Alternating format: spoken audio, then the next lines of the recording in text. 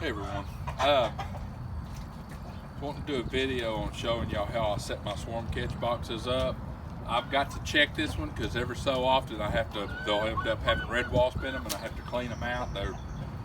These don't just attract the bees, the red wasps like them too, so you have to really look and check in on them every so often. It's pretty cool this morning, so this is a good time for me to do it. What I do, I build a solid unit. This is the same dimensions exactly of just a regular 5-frame deep. And what I do is I build these boxes. I've had a lot of experience in the past with I'm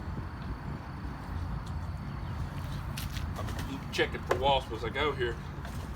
Oh, yeah, and this is why I have to check it every so often.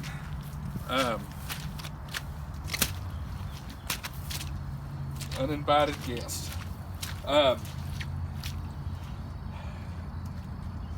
built boxes and set them out, and bees build in them, and I have to cut the comb out and wire it into frames or zip tie it or rubber band it, however you want to do it.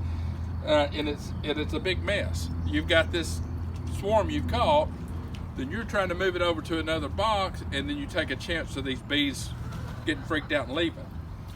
So what I like doing is, this is just some old frames that I had that were from another hive, and I build this box where taller than a normal deep box. I like about 6 inches from the base of this to the bottom of my frames. The bottom of them frames are coming about right here. So I got somewhere between 6 and 7 inches up to those frames. And what it does is these bees are just like anybody else. They're looking for a home for their hive that's going to be the most bang for their buck. They want something that when they come to it, it looks like, man, look at this big perfect place. We've got all sorts of room to grow in here. My queen will love this. And that's what they're looking for. Those scouts are looking for the optimal place for their hive. That's where they're going to take the queen back to. And it gives the illusion, well, it is not really an illusion, but when they come in and they see all that space at the bottom of the frames, and then they fly up to it and look, and they got, oh man, we got all this area here to draw it on too. It gives them a real homey feel to this. This is like putting that 4-bedroom house up next to a 2-bedroom house for sale. People are going to want the 4-bedroom if they can afford it. And that's what you're looking for in these swarm catch boxes. You want it to be appealing. You want it to be really feel like a big area that they can grow in. I attach my base to the bottom of the box. I screw it on. That way everything's a solid unit. If I need to transport this, I don't have to worry about pieces falling apart.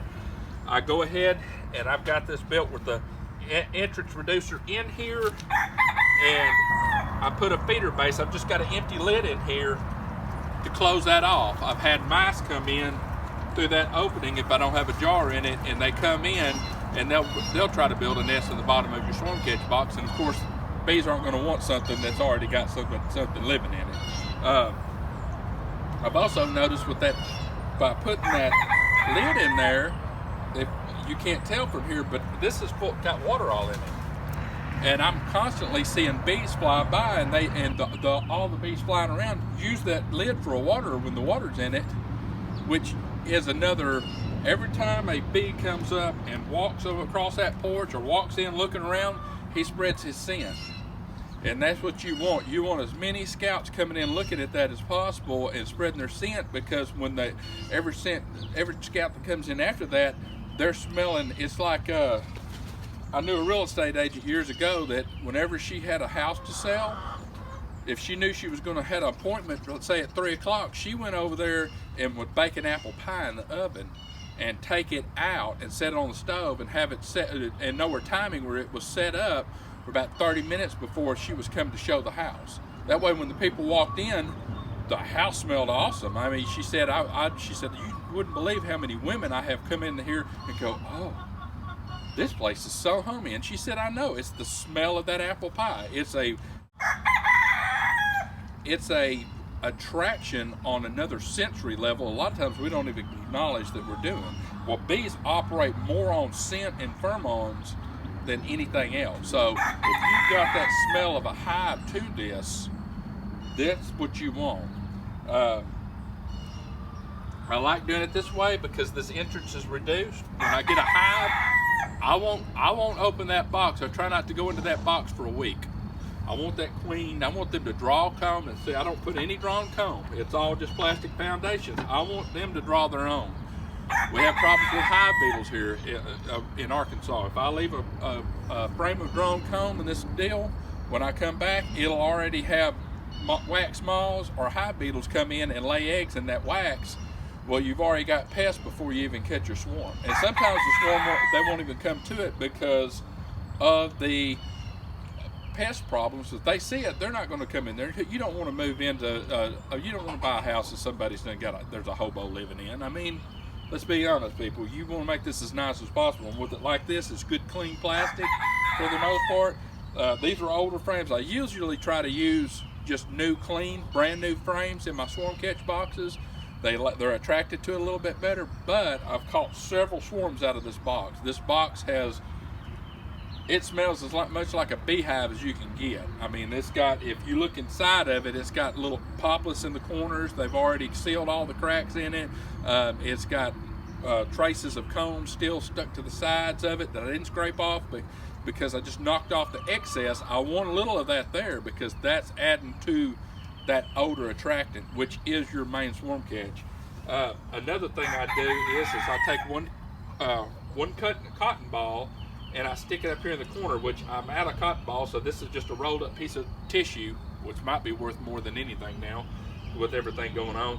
But I roll a little ball up and I take lemongrass oil. I'll put 2 or 3 drops on that, put the lid on, and then I try after every rain I come in and I'll drop 4 or 5 drops of the lemongrass oil on that porch. That's the initial. As they fly by, a honeybee is like a hound dog. I mean, they can smell stuff way off. They are really scent hunters when they're looking for pollen and flowers and stuff and things to pollinate and to get nectar off of. So when you put just a few drops up there, you're drawing bees. Any bee that flies within 100 yards downwind of this is going to catch that scent, and it's going to draw it to them. If they're in a swarming mood and in that deal, it's an attractant to them, and they're going to check it out if they are scouting for a place to nest. And even if not, a lot of times I'll have bees fly. I'll watch a bee fly by a swarm box, and it'll stop, and it'll do this number right here, and it'll run right to it, chasing out that scent because of that attractant. There's not a whole lot to it other than that. You need to look in on your boxes about once every week. I hadn't been in this one about 2 weeks, and you see, got one left alive, how quick those wasps have built up in there. If you check it out once a week, usually you'll find one single wasp on a little bee nest and you can kill it real quick. You don't run into any problems. If it hadn't been cold this morning, I probably would have been doing the boogaloo, fighting some red wasp here, but it's cool, so it's not a big deal. But that's it. I've had people say they like 3 frames, 4 frames, 6 frames. For me, I like the 5-frame boxes because I keep my bees in 5-frame boxes to start. I'll stack 2 5-frames.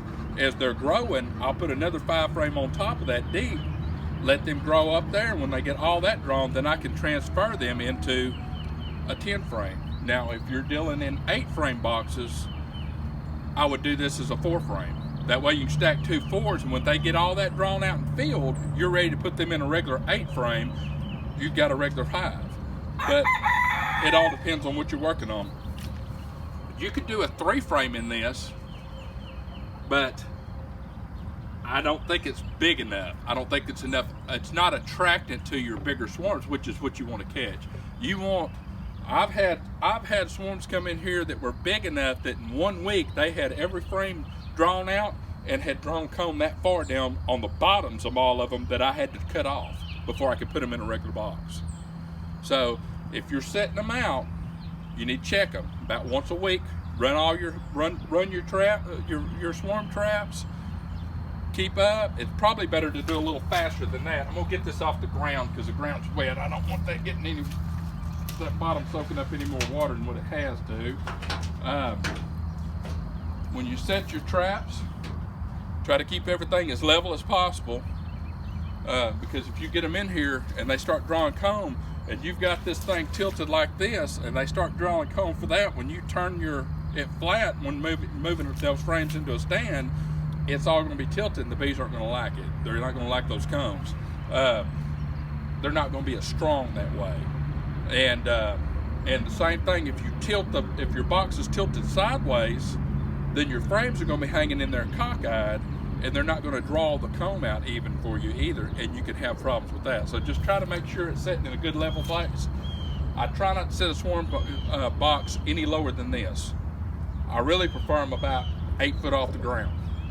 If I can go up and comfortably get on a 6 foot ladder and reach and take and open the lid of the box, standing near the top, on the next to the top step, looking in, I'm at the height I want. Bees like their hives high if they can get them. So that's another thing to keep in mind. I build little wood brackets. I'll include a picture of one. I did another little video, just a quick showing one that I'd set up at the back of my place by a bee tree. But I build little wood brackets that I can just screw to the tree when I get there, and I put the swarm catch box and put a bungee strap over it just to hold it all in place. And it's all you need. That way you can pull the strap off, you can take the box down, move the bees into another box, put empty frames and set it right back up there, and haul that new box out with you. You might have to leave it on the ground till that night and come back and close off the entrance, let everybody get into the new home. But it gives you a lot more options with moving. That way I can put any box on any of my wooden frames. It's interchangeable and makes it run a little bit easier. But just a little quick 101 on swarm catch boxes. Not saying this is the best way to do it. It might not be the easiest way to do it, but for me, I've drawn more swarms, caught more swarms than almost anybody I know with this style box. And I can move them right out into another box with no hassle, because you don't want to leave them in here for long. And I do not like cutting comb if I can help it. I want if they're going to take time to draw and comb, I want it to be built on frames where I can do something with it and where it can be used for the long term. But anyway, hope that helps you. God bless. Y'all have a great day. Thanks.